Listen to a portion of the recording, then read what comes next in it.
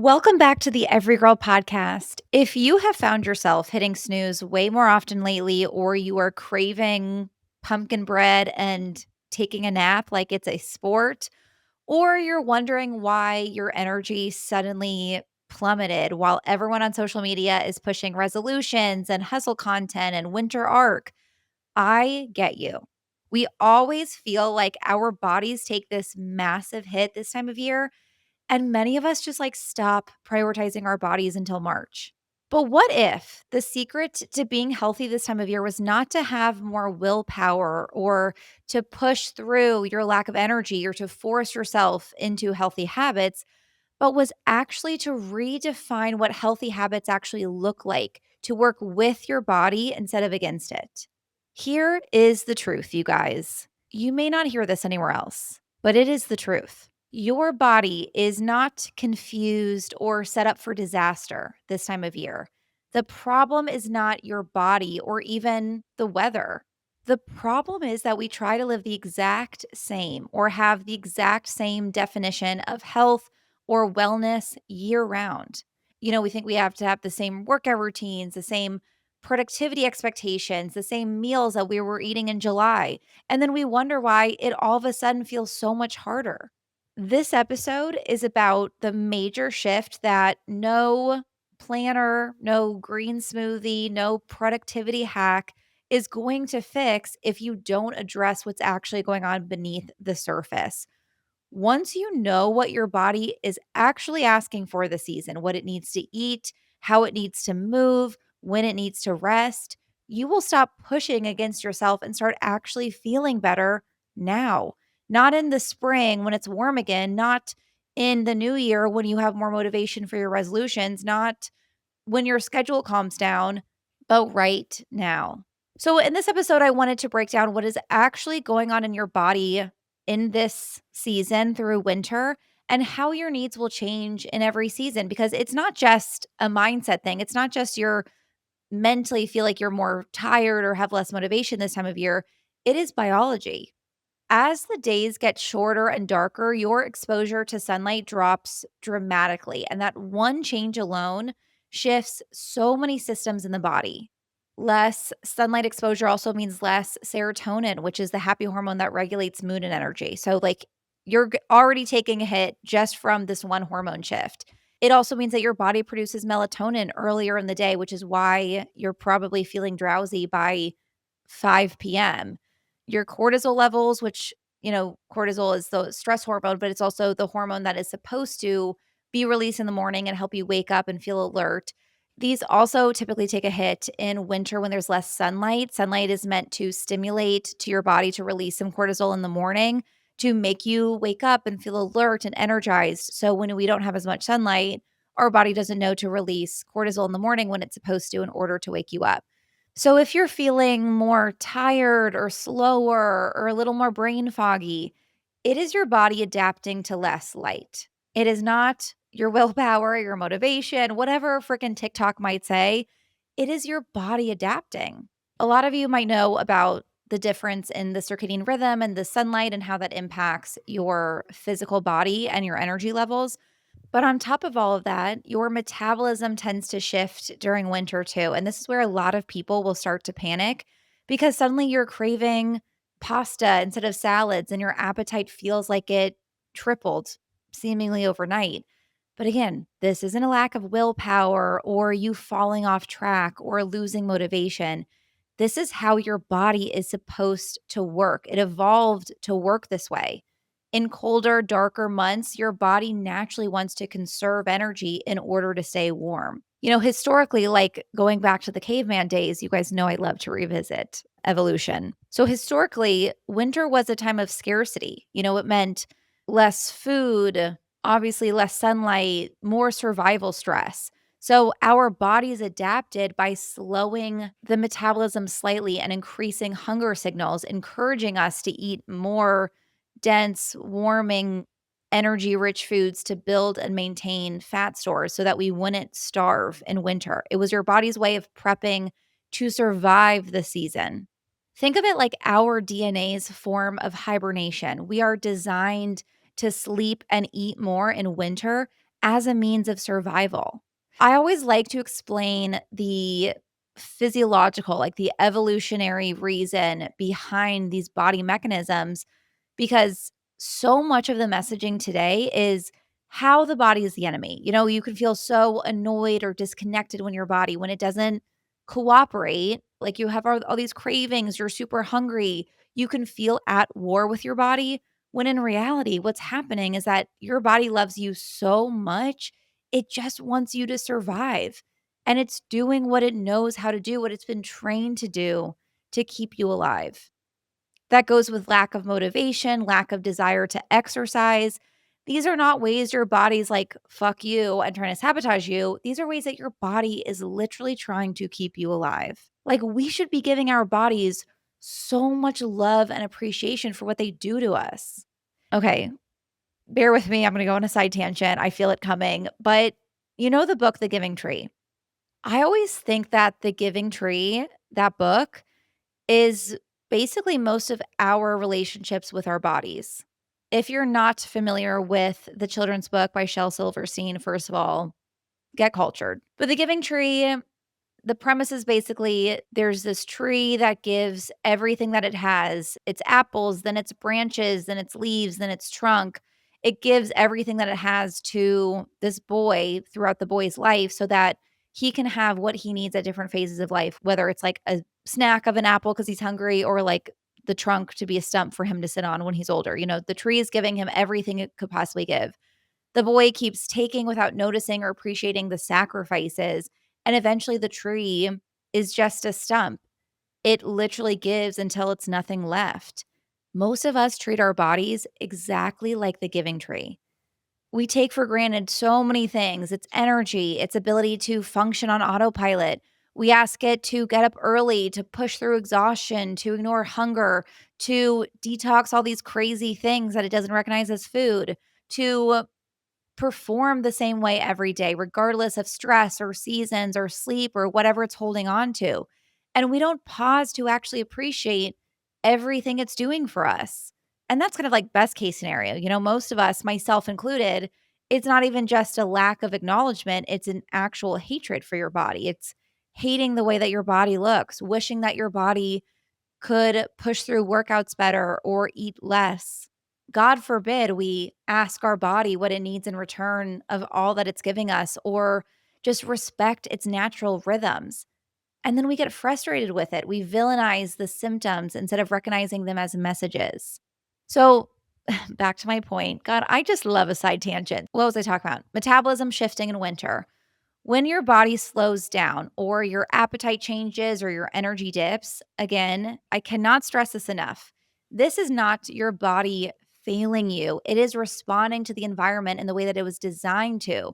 Over thousands of years, it developed this way to keep you safe, to store warmth, to conserve energy. That is the fucking giving tree in real time. Obviously, nowadays, we are not foraging in the woods or surviving with zero food all winter anymore. It's quite the opposite. We are typically eating or around have access to too much food this time of year getting into the holidays. But your body doesn't know that. Your nervous system still operates with the exact same blueprint. So when the days get darker and colder, your body downshifts your energy output and triggers cravings for things like carbs, fats, and warm grounding meals because those are easier to digest, they're comforting to the nervous system, and they are calorie dense enough to maintain warmth. Your body's not thinking hot girl summer's coming up. I have to look good in a bathing suit. Okay. Your body is trying to keep you alive. It's focused on a lot more life or death matter kind of things. Your digestion also slows down in the winter, which is another evolutionary adaptation. When your body is conserving energy, it's trying to keep you warm. It doesn't want to spend energy breaking down raw, cold, fibrous foods, which is why smoothies or salads might feel harder to digest or less appealing this time of year. It's really interesting. I have had clients before where I start working with them in winter and they cannot tolerate a lot of vegetables and they have a hard time with their digestion. And then obviously we work to heal that. So, who knows exactly what it is? It could be a lot of other things that we're doing. But by summertime, they can eat raw cruciferous vegetables and feel great. Again, the body is meant to change. It needs different things, different seasons, and we are meant to adapt with it. So, if a salad or a smoothie does not sound good to you, if it doesn't make you feel good this time of year, there's a reason for that. Your body's literally saying, give me warmth, give me grounding, give me nourishment that I don't need to try really hard to absorb because basically when you cook foods when they're warm, they break down a lot of the components that otherwise the digestive system would have to digest. So it basically warmer foods are just easier on the digestion. And also like don't we just crave warming foods this time of year anyway? Your immune system also changes in the winter, which is why you might feel more run down or like your typical routines suddenly are not working the way that they did a couple months ago. Your immune system is highly responsive to light, temperature, and stress. So, in winter, the drop in sunlight will affect your body's production of vitamin D, which plays a major role in regulating immune function. Less vitamin D means a harder time producing the immune cells that will help you fight off infection. On top of all of that, the melatonin that your body is making from being in the dark longer can also suppress some immune response. But here's the deeper piece about the immune system in winter. From an evolutionary perspective, your body isn't prioritizing immunity at full capacity during winter because it's prioritizing that energy conservation. So it not only slows down metabolism and digestion in order to conserve energy to keep you warm, it's also putting less energy into the immune response. Energy is the most important currency to your body. Your body needs energy not just to run or work out or exercise or move, but even just to breathe, to allow your heart to beat, for hormones to do their thing. Your body is going to reserve energy for what's most essential, which is keeping you warm, maintaining basic organ function, and conserving fat stores. So that means some non urgent processes like optimal immunity get slightly downregulated. They get kind of deprioritized. Your body makes that trade off intentionally because survival is the goal. That was the smart choice when we didn't have antibiotics or vitamin C packets or vaccines or central heating. So, when we think about all of this and how different the body is operating season to season, like how our bodies change, not just in regards to sunlight and how that affects our energy and sleep, but in regards to these key systems in the body, isn't it crazy that we expect to eat the same meals and stick to the same workouts and have the same productivity every season, thinking that changing our routines means that we failed or we don't have willpower or we're lazy? I mean, even a freaking iPhone works differently in cold weather. I just learned this recently, which makes sense because I've experienced this. But apparently, iPhones do have worse performance in cold weather. The battery will drain faster and it takes longer to charge. Like the iPhone changes in winter. And I guess in a lot of ways, we're the same. When you try to keep doing your summer routines in winter, like the raw salads, the high intensity workouts, the 6 a.m. wake up, or the packed morning schedules, it's like expecting your iPhone to hold the same battery life in freezing weather. It just isn't meant to do that. It doesn't mean that the phone is broken, it means that the conditions have changed. I think so many health problems would be resolved if people knew how to live seasonally and shift with their bodies instead of working against them. And that is where this episode comes in. So I created what I'm calling the hot girl formula for living in tune with the seasons. Sciencey stuff can get boring, so I just love to throw a little hot girl formula in there to keep it spicy and fun. It's motivating to me to reframe it as something lighthearted and cheeky and fun and casual and like a little challenge. So think of this as your framework to adjust what wellness looks like based on what your body needs right now in this new season. We are going to break it down into 4 parts. We're going to talk about energy and rest, how to reset your expectations around productivity and sleep, food and nourishment, what your body actually wants to eat right now and how to support digestion, hormones, bloat, movement, redefining workouts in winter and how to move in a way that supports rather than depletes your body. And then a little bit more mood support and rituals, some mental wellness, some nervous system care, and some daily habits that will actually make a difference in colder months when your mood support definitely needs the extra focus. Let's start with where you're probably already feeling the most this time of year, and that is your energy. Obviously, less sunlight equals less cortisol, which then equals less energy, but it's also about melatonin, your sleep hormone. Melatonin works because the sunlight exposure or lack thereof tells your body basically when to turn on and off. When the sun starts to set, the body begins melatonin production, which is why this time of year you're probably sleepy by 6 p.m. because your melatonin production likely started around 3 p.m. when it started to get dark. And even daytime melatonin is higher this time of year because if you're in super gray, cloudy days, there's obviously a lot less sun exposure. So your body's kind of confused. Is it daytime or is it nighttime? And it might release more melatonin during the day than it would in the summertime when it's bright and sunny. So instead of fighting that drop in energy or trying to force your typical schedule onto your winter body, what would it look like to actually let your body rest more right now? And I get it. You want to work out every day, you want to eat healthier, you've got a never ending to do list and a schedule that doesn't stop just because the sun sets at 4 p.m. and it's cold out. I'm not saying drop your goals, but I'm saying let's maybe reframe what the most productive, healthy version of you looks like in winter. Because what if the healthiest, strongest thing that you could do right now wasn't pushing through, but was actually prioritizing sleep? Sleep is when your body repairs. It's when your muscles actually grow from the work that you did in your workouts. It's when your immune system regenerates. It's when your hunger hormones reset, your nervous system calms, your skin heals. If you are working out and eating healthy, but you're not sleeping enough, you are skipping the part where your body actually uses all that effort to make change. A lack of sleep increases cortisol, spikes hunger, messes with your metabolism, and can make your workouts harder and less effective. So, more sleep doesn't just help you feel better and improve your energy, it helps your entire body function better, period. So, this isn't just like a kumbaya, be nice to your body kind of thing. If you're trying to glow up, if you're in your winter arc, if you're trying to get healthy, keep your mood steady, or you just want to feel like yourself again this season and feel like you have some amount of energy, it starts with letting your body rest more than you might have in the summer. Let's reframe it like sleep isn't a reward when your checklist is done. It is the foundation your checklist needs to be doable at all. So, the biggest tip that I can tell you this time of year is to actually go to bed earlier.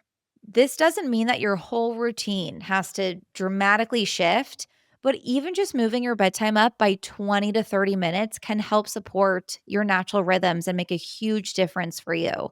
Obviously, this is not going to work every day. Some nights I go out, some nights I have to work later, some nights I am loving my life watching TV on the couch and I don't want to shut it down earlier. But on average, I do typically go to bed about an hour earlier, if not more, this time of year than in the summertime.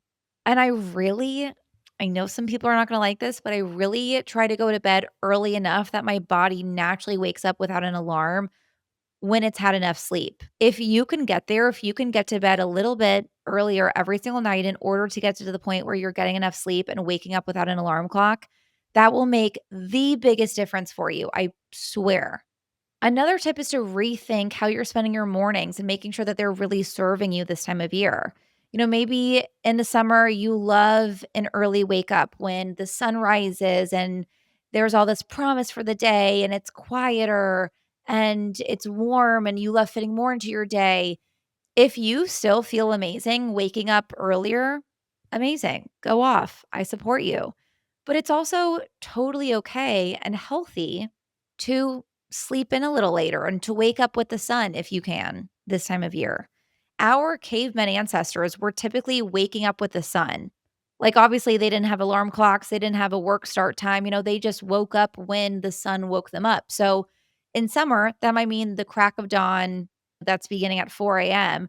And then in the winter, that might not have been to like 6 a.m. or 7 a.m.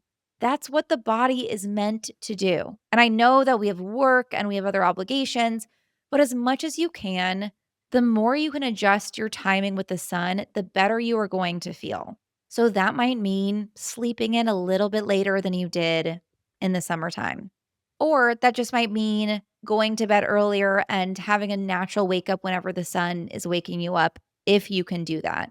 And then no matter what time you're getting up, whether it's 4 a.m. or whether it's 10 a.m., if you can ease into your day more slowly, it will make such a difference for your day. Like in summer, it may have made your body feel so great to, you get up with your alarm clock, you do a tough workout, you get in a smoothie, maybe you're a little more on the go, you have more energy. And again, if getting in a really tough workout first thing in the morning feels great for you, keep it up. There's a lot of benefits to moving in the morning this time of year. I will talk about that with exercise. But this is really for if you don't want to. If it's really hard this time of year to drag yourself out of bed in the morning and it feels like hell when it's cold and dark and you force yourself through a workout or a smoothie or whatever your routine is, if that feels like hell, do not do it. This is for my other girls like me. I remember when it was freezing winter, Chicago, so I'm in the tundra, and we had to get ready for school, and it was like 6 a.m., and my mom would come wake me up, and I just remember the night before I would leave my clothes by my bed so that I could stay underneath the covers and change into my clothes under the covers and get like 5 more minutes in my bed in the mornings, like, that was worth it to me. So I'm speaking to my girls who crave a little extra bedtime this time of year. It's okay to rethink your mornings and ease into your day. Forcing yourself into tough workouts or being on the go or whatever it is that your body doesn't want to do, even just forcing it to get up right away, you don't have to do it. I don't know who taught us somewhere along the road that we have to have this like productive, intense, get up right away morning routine. You can have a good, happy, relaxing, peaceful, enjoyable, cozy morning routine. And you don't need an hour, you can do it in 5 minutes. Put on a fluffy robe, make your coffee, turn on Christmas music, go inward and journal for a few minutes, do some cozy cardio where you light a candle and you walk on your under the desk treadmill while watching your favorite show, even if you're still in your pajamas. Some days it might mean sleeping in until the last second possible and easing yourself into your workday. I promise you, this can be healthy too. And it will be healthier for you if you feel like you're forcing yourself into some miserable routine that is checking things off a list. But the one must, I will say, the one non negotiable, and I don't have these often. I usually am all about listening to whatever your body wants. But the one non negotiable I will say for your mornings is to get sunlight and to specifically get light exposure within the first 30 to 60 minutes after you wake up. So, like the first thing, as soon as you wake up, before you check your phone, before you do anything else, open your curtains. Start getting in that light, even if it's cloudy, even if it's still dark, just start getting in whatever little glimpse of sunlight you can into your bedroom. If you can step outside for a few minutes, like sit on your balcony with your coffee or go for a quick 5-minute walk, that would be the best option to work with your circadian rhythm to give you energy, not only in the morning, but this will give you energy all day long. But if it's super dark where you are or you're waking up before the sun, I really recommend using a light therapy box. They're also called vitamin D lamps, and they're meant to mimic bright daylight. And it helps signal to your internal clock, your circadian rhythm, because the lamp is triggering the same brain signals that natural sunlight would.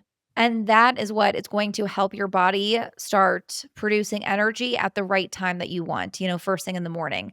You can find a really good lamp on Amazon for like 30 bucks, honestly. Just make sure it's 10,000 lux, Lux, and use it for about 15 to 30 minutes in the morning while you're journaling or eating breakfast. Even put it in front of your makeup mirror.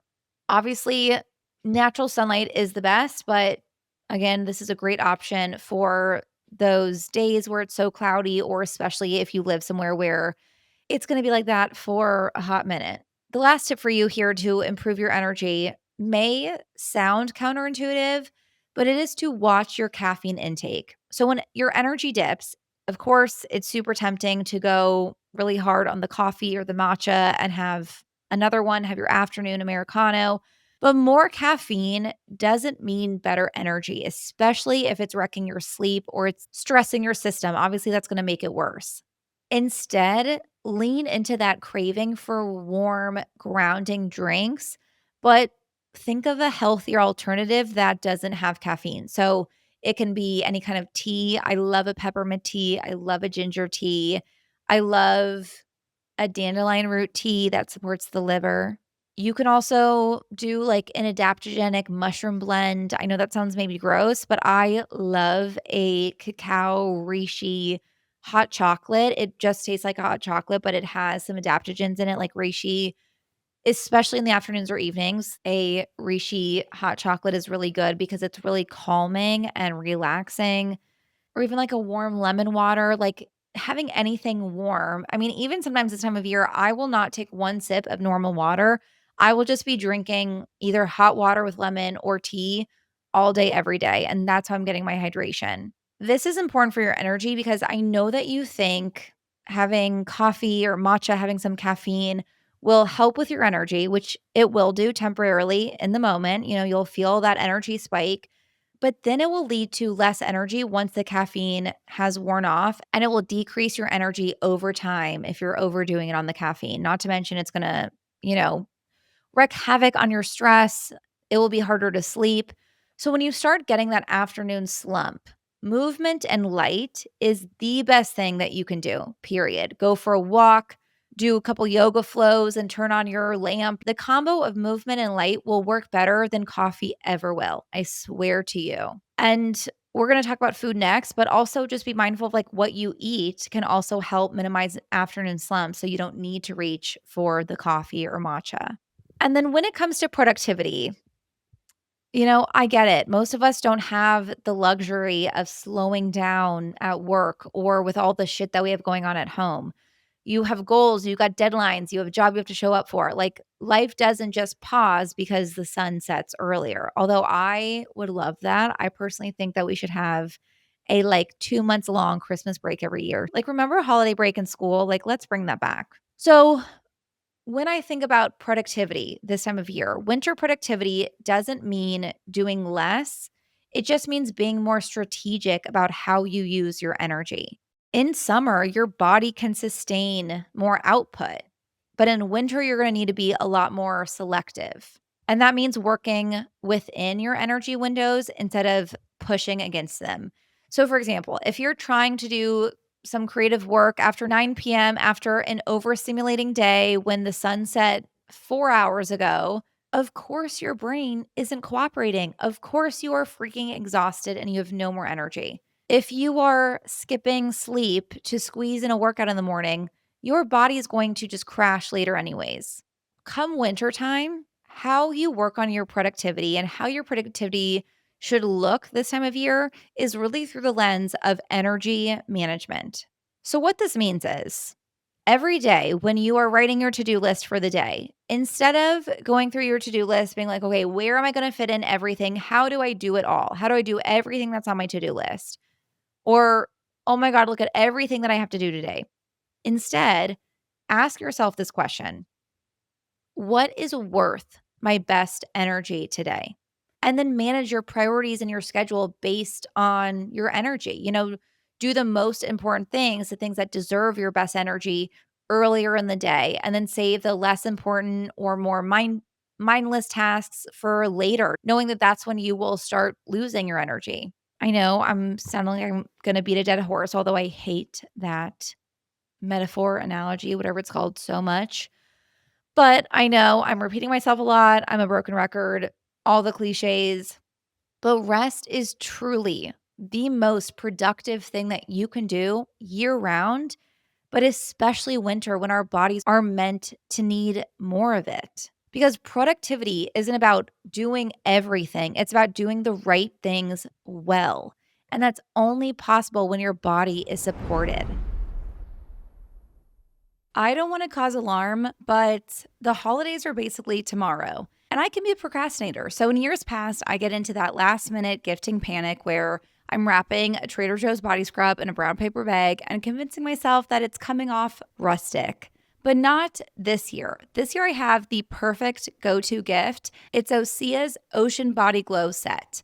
This is the it girl gift of the season, I'm telling you right now. If you're shopping for your mom, your best friend, your Pilates instructor, your coworker who casually has Gigi Hadid's bone structure, this set is such a good go to gift to pamper anyone in your life, including the impossible to shop for people. I love and officially endorse the products that come in the set. They are kind of my exact lineup for my everything showers. You got the Undaria Algae Body Wash that lathers like a spa day and leaves my skin feeling clean without stripped of moisture. The Undaria Algae Body Oil, which you know I talk about it all the time. It leaves my skin glowy even without a tan. And the Undaria Algae Body Butter, which is a next level body butter that delivers up to 72 hours of hydration. And I know what you're thinking. The set only has full-size items, okay? None of that travel size crap for your loved ones. They only get the best. Give the gift of glow this holiday with our listener discount on OSEA's clean, clinically tested skincare. Just use code TheEverygirl for 10% off your first order site-wide at OSEAMalibu.com. That's 10% off your first order with code TheEverygirl at OSEAMalibu.com. Let's dive into food and nourishment for the winter, what will be grounding and supportive to help with all your health goals, whether it's to get fit or to lose fat or to heal your hormones or your gut, but not feel like you have to force your body into it. One of the most under-discussed shifts in winter is, like I talked about, how digestion slows down. Like, we really don't talk about this a lot. So again, like I mentioned earlier, eating cold, raw foods is going to be more taxing on your digestive system. Eating things like salads and smoothies is kind of like giving your body an extra job that it just didn't ask for. It has to work harder to digest that food and bring your internal temperature back to where it wants to be. So, if you've ever noticed bloating or discomfort after eating those types of meals in the winter, that's probably why. It's not just about what you're eating, it's about how your body is receiving it in this specific season. So, what should we be eating instead of smoothies and salads and raw veggies and these things? Warm, cooked meals. You're craving it anyway because this is what your body's meant to have. Soups, stews, roasted veggies, herbal teas, meals that are easier to digest, they feel comforting, and they help regulate body temperature. This isn't just like cozy core, it is how our bodies are meant to live. Like, I think about it like I'm not going to have cold meals in the winter, but you can get in all the same nutrients and the same veggies and protein.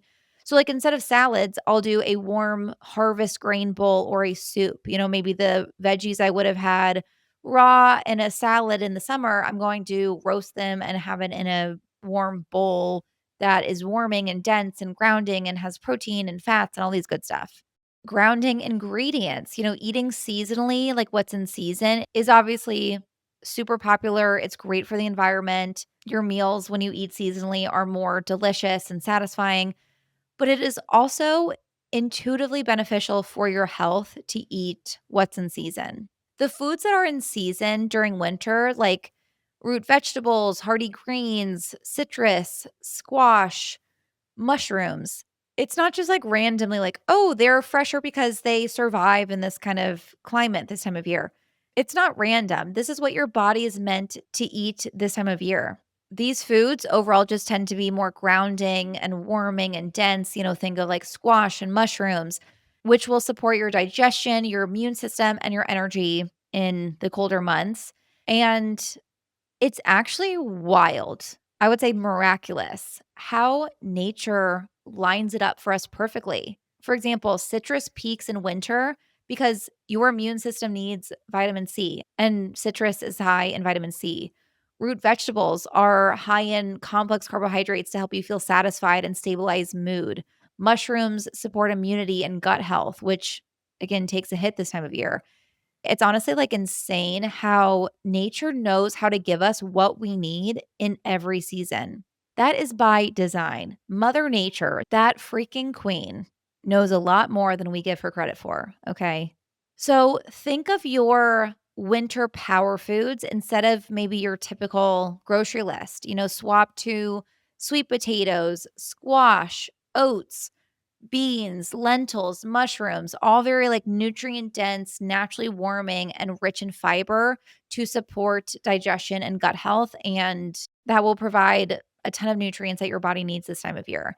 And that goes for spices too. Like I know that we think of like a pumpkin spice latte, but spices like ginger, turmeric, cinnamon, garlic, herbs like rosemary, these are all technically in season in the winter, and they all really help to support digestion, immunity, circulation, inflammation. So start adding all of these herbs and spices to your meals, not just for flavor, but for the function of them, for the benefits. I love adding ginger to any soup or stew. Honestly, most meals this time of year, I will add cinnamon or turmeric to any and everything, a pasta dish, what have you. I will add it to everything. And then this isn't anything new that you wouldn't do year round, but I think it deserves an extra point, and that is to prioritize protein and fat. Again, it's something that you probably do and of course know to do year round, but it bears repeating in the winter because carbs tend to be the main craving. Like we crave sugar, we crave all the hearty, warm pastas and things like that. And that's not wrong.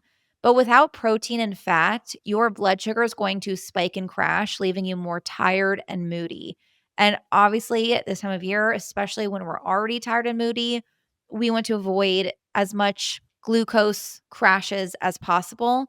So, adding in healthy fats to every meal, olive oil, avocado, ghee, nuts, seeds, and then having that source of clean protein, whether that's beans, lentils, eggs, meat, tofu, seaweed, whatever your vibe is, will help to stabilize your mood and your energy and your cravings. So, again, year round tip, of course, but really prioritizing it now will help tremendously with your energy. Like, especially if you are getting those afternoon slumps, like I was talking about, adding more protein to your lunch and your breakfast too, by the way, because that will also help with your afternoon slumps. It will make such a big difference. This is not about creating food rules. It is about supporting your body based on what it's asking for right now, based on what it needs. If you are constantly bloated or your energy is crashing or you're craving sugar or junk food more than usual, again, that is not a willpower issue. That is a feedback issue. So, having warm, nutrient dense, grounding meals can change how you feel incredibly fast, both in minimizing the cravings because you're giving your body what it actually needs, but also in supporting the biggest issues that we face this time of year, which is immunity, energy, and mood. Now, let's talk about movement. First of all, the most important part of honestly, of this whole episode, of everything I ever say, honestly, the most important part is to listen to your body. So, if you do have a workout routine that you love throughout winter and your body doesn't feel drained or stressed out, then go off. Moving, period, and moving consistently will help so much with energy and with your circadian rhythm. So, keep it up if you do have a routine that feels really good to you and that you love to lean on. But for my girls who intuitively feel like their body doesn't want the same workouts or they don't have the energy or motivation, or maybe you feel like you don't have the time for workouts like you do in the summer, here are some tips. And first of all, I really do feel like a lot of days in the winter, the best option is to do slow stretching or gentle hot yoga or just going on a walk in the morning and leaning into this grounding slow energy our bodies are meant to do this time of year. That's healthy. I, by choice, by intention, work out less often in the winter than I do in the summer because most days that's what my body is asking for. But I also know a lot of you want to keep the momentum and the motivation for your exercise routines. And I know you might feel better with more focus on working out. I know also, especially if it is low mood, low energy, sometimes a workout is the thing that helps. But I first of all just want to validate if your body is asking to lean into rest and slow, restorative movement. That is not laziness. That is not unhealthy. Your body is telling you what the healthiest thing would be for you. And remember that fitness is not exercise, it's the balance of exercise and rest. And that goes throughout the year too. So Peak fitness might mean challenging yourself really hard in warmer months and then prioritizing relaxation and stretching in colder months. That is healthy. But I promise I'm giving you tips for those of you who don't want to just relax and go inward and live your best life. You can still adjust your exercise and lean into how your body is meant to work out this season and still feel stronger, maybe lose weight, maybe heal your body or get consistent with fitness again, whatever your goals are. The key is going to be working smarter, not harder. Your body is under more stress this time of year. You have less light, you have more inflammation, your hormone changes, your immune dips. Most of us have a really busy schedule. Maybe we're drinking more alcohol or we're having more sugar than usual. So, if you're forcing your body through super high intensity workouts while also running on less sleep, having more cravings, feeling low energy, it is not going to lead to results. It is going to lead to burnout. It's going to lead to maybe negative changes in the body, or it's going to cause you to give up completely. I know we've all experienced that before where we feel like we're doing everything right, but it's actually burning us out and disrupting our bodies so much that our bodies are not allowing us to keep up with it.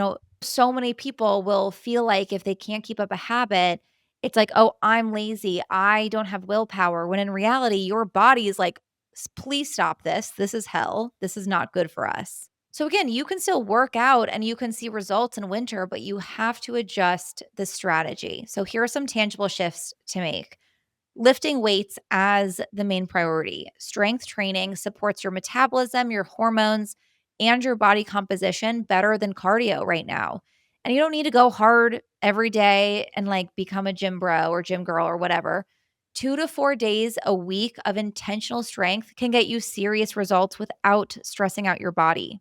Walking often. I know I don't have to go on another tangent about walking to my girls. You guys know at this point how powerful, miraculous, incredible walking can be, but especially walking in the morning during winter. I talked about this in the winter arc episode too. If you walk within the first hour of waking, like I said, especially outside, but also do your cozy cardio on your treadmill, it will help your circadian rhythm and boost natural energy and help you sleep better at night. That's just like a win win. So, walking more often, especially this time of year. And then this is the time of year where I would avoid intense workouts at night if you can. Again, if you love working out and you feel great doing it, and your evenings are your only time that you're doing it and everything else feels fine, go off. But this is the time of year where if it doesn't necessarily feel great, I would minimize evening workouts. Your cortisol is already skewed in winter, like we talked about, and high intensity exercise late in the day can make sleep harder and stress worse. So, if you can, moving in the morning or even early afternoon when your body handles physical stress better will be really beneficial. So, for example, for myself, I try to get in my workouts before 3 p.m. or 4 p.m. at the very latest, most days in the winter. I try to typically do it around noon. In the weekends or like when I can, I'll get it in the mornings. But on days where I have like a super busy work day and I can't get to it until after 4 p.m., for me personally, that is when I will go on a walk after work or I will do a gentle yoga flow before dinner instead of doing a full workout. Like today, it's currently approaching 5 p.m. and I haven't moved whatsoever, but I will probably maybe go on a walk and do some stretches. And that feels good for me. That feels like I'm listening to what my body needs instead of forcing it into something that's going to disrupt my sleep and cause me more stress and impact my energy levels tomorrow. But again, listen to you because everybody can be different and do what makes you feel best. And then get really specific on your body and get used to listening to your body instead of trying to fight or force it into change. Being able to have that communication with your body, that connection to your body is probably the single-handedly biggest change you could make or thing you could prioritize to transform your entire health year round. But I think especially this is a good time to start practicing it when our bodies are typically talking to us a little bit more. Because if your body is feeling inflamed or run down, more intensity will not equal faster progress. So, genuinely go with what would actually feel better for you. Low impact classes, focusing on mobility, Pilates, yoga, recovery tools. These are all forms of movement that will still build strength and tone, but will actually be supporting your body. So, again, just listen to what your body is asking for. If you're sore, inflamed, if you're dragging through a workout, those are signs that your current approach isn't working with your body, and therefore it's probably sabotaging your body. So, my advice is to adjust before your body forces you to adjust. And then the last piece is mood and mental well being, which honestly, all of these tips will help to improve mood. But here are some more specifics to add to improve your mood this winter. But first of all, I want to say this is super important. If you're dealing with seasonal affective disorder, which is extremely common, or seasonal depression, please seek out a therapist or talk to your doctor. Like getting yourself individualized help is truly the most important thing you could do, way more important and way more impactful than what I'm about to share. If you're unsure if it's seasonal affective disorder or seasonal depression, talk to your therapist or doctor anyway. It is something biological. We cannot positive thoughts out of it. So always talk to your doctor or therapist if you might be feeling that way. But if you do just want to overall improve your mood, like I mean, that's one reason I love being in LA, but living in Chicago, I remember I would just be crankier. I would just be cranky. I would be cranky at myself. I'd be cranky at my now fiance. I just felt crankier. So if you just want to overall improve your mood and focus on your nervous system health from a more preventative place, it can be a game changer just to have a few little priorities and routines. Like adding in rituals that will support and honor your nervous system over time instead of being reactive when you're already in a bad mood. Your body's stress response is more sensitive in winter, which means anything that you can do to regulate your nervous system will pay off. Your nervous system is your MVP this time of year. Okay. Your job is just to support her and love her in every single way that you can. She needs a lot more attention from October through March. And now's our time to prioritize her. Morning sunlight, that's the biggest non-negotiable, like I already mentioned. A little nervous system loving nighttime routine, like just 5 minutes of some legs up the wall pose, drinking some magnesium, which magnesium glycinate is great for calming effects. And then a low stimulation evening routine, dim the lights, no doom scrolling, having some warm tea, doing some journaling or reading, whatever it is. Supplements can also make a big difference with mood, especially this time of year, but please talk to your doctor about these specifically. Don't just blindly follow my recs because your body might be great on this vitamin level, for example, and I don't want you paying $50 for a supplement that you don't need. So get your vitamin levels checked first and foremost. Test, don't guess. But these specifically are what to look for mood this time of year. Your vitamin D levels, especially if you're not getting enough sun, as most of us aren't. Even the first couple of years I moved to LA, I was deficient in vitamin D in the wintertime. So just it's an important one to get checked. Omega 3s are really critical for mood and inflammation in the body. And then B vitamins, which support energy and stress resilience. Again, ask your doctor to check for these specifically. I mean, I've talked to doctors on this podcast who have said that the vast majority of people are deficient in these vitamins, most likely, especially in vitamin D and likely omega 3 as well. So most adults typically could benefit from supplementation, but I just think always ask your doctor and test, don't guess. So you're not wasting your money and putting more in your body than you need. Ashwagandha is another great option if you do want to add in a supplement. It is one of the most well-researched adaptogens and is especially helpful for winter because it supports your nervous system and reduces cortisol to help regulate your mood. It's not meant to be a quick fix. It's not something that you take if you're in a bad mood. It's something that you can take consistently so that it can help your body over time handle stress more calmly and recover from burnout more efficiently. It doesn't work like popping a magic pill like a Xanax or anything where immediately get out of a mood. I've been on an SSRI many times in my life. So I'm also all about that medication life. It's all about what's best for you. But ashwagandha also, since I mentioned medication, especially if you're on a medication, check with your doctor. Like sometimes ashwagandha can react weirdly with medications or make them less effective. So, but if you talk to your doctor and ashwagandha seems like a great option for you, it is really powerful. There's great research behind it. My doctor put me on it years ago and I loved it. So that is my hot girl formula for living in tune with the seasons. If you take anything from this episode, I hope it's that your body isn't lazy or you don't lack willpower or that healthy habits are actually harder this time of year. The truth is that how you treat your body needs to look different because your body is different and needs different things.